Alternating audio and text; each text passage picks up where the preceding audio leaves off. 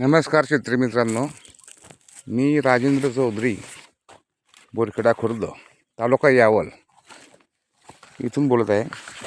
मी गेले 3 वर्षापासून नाना देशमुख संजीवनी प्रकल्प, गुलाबराव खंडागळे साहेब यांच्या मार्गानुसार शून्य मशागत तंत्रानुसार शेती करत आहे. मी इथे कांदा पेरला होता, पेरताना व्हिडिओ टाकला तुम्हाला, आणि आता इथला कांदा निघून गेला आहे. याची जे पात होती ती पूर्ण खोडाजवळ अशी मल्च केली आहे. कांदा पण एकदम उत्तम होता. हे कुठे राहून गेला होता पहा. कांदा एकदम साईज होती. या कंपनीचा कॉन्ट्रॅक्ट फार्मिंग होती.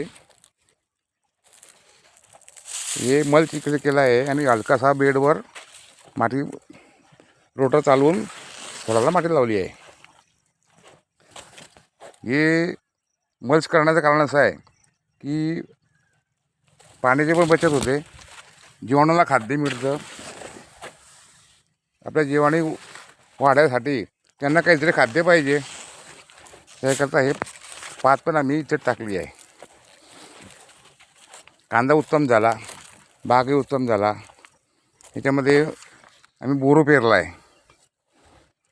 बोरू पेरायचं कारण असं आहे की जे गरम हवा आलते एप्रिल, मे, जून त्या बाकीचं संरक्षण होण्यासाठी, आणि परत हेच काटून इकडे परत मल्च करायचं आहे. पुढे जूनमध्ये बोरू काटून हे जीवाणूंना खाद्य भरपूर मिळेल. तसेच आपण टमाटो पेरला होता. टमाटा पण व्हिडिओ टाकला होता मी, पेरते वेळेसच टाकला होता.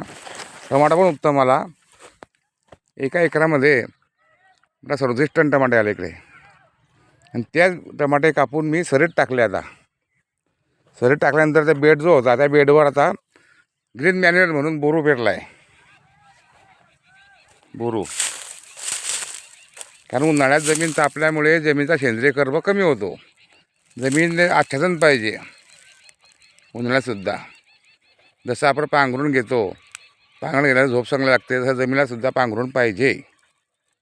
आणि हेच आता याच्यात खाली टमाट्याचा मुळा, सोयाबीनच्या मुळा, बोरूच्या मुळा हे सगळं मिक्स टाकलं आहे. बोरू आहे, मूग आहे, 2-3 बियाणे मिक्स केले होते, हे टाकलेलं आहे. आणि या बेडवरती आता 15 मेच्या नंतर ह्याच बेडवर केळी लागवड करायची आहे. बोरू कापून टाकायचा, केळी लावले की त्याचं आच्छादन करायचं. केळीला पण पाणी फायदा होईल त्याचा, आणि जीवाणूला खाद्य भरपूर होईल. ज्याच्या भरोशा पण शेती करतो आहे त्यांना पण कुपोषित ठेवून फायदा नाही ना. ते जर कुपोषित असले तर आपल्याला पण भेटणार नाही. आणि पावसाळ्यात हे टमाट्याचं पूर्ण डिकंपोज होऊन जाईल, याचा पण फायदा होईल. असंही तंत्र आहे. साहेबांच्या तंत्रानुसार हे आमचं चालू आहे. 3 वर्षापासून आम्ही असंच करतो आहे. ते केळीचे रोपं लावायचे 15 मेला येणार आहे. ते 20-22 मेपर्यंत लागवड होईल. नमस्कार.